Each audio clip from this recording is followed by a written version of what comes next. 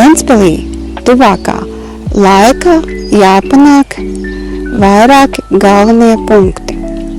Tātad jāizveido darba vietas jauniem cilvēkiem, ne tikai vienkārši darba darītājiem, bet arī studējošai jaunatnei, lai jaunatne pēc studijām varētu pie mums atgriezties un iegūt sev atbilstošu līmeņu darbu, lai būtu jaunatnei prakses vietas, jo iegūstot prakses vietu citā pilsētā, jaunietis turpina tur strādāt un tā viņam kļūst par darba vietu un viņš arī paliek dzīvot šajā pilsētā. Tad mums ir jāizveido atvērta tipa atpūtas vietas gan jauniešiem, gan turistiem ar atbilstošu darba laiku un jāizveido nakts dzīve Ventspilī, tāda kāda tā ir citās kurortu pilsētās, lai arī Ventspils kā kurortu pilsēta varētu uzplaukt un attīstīties.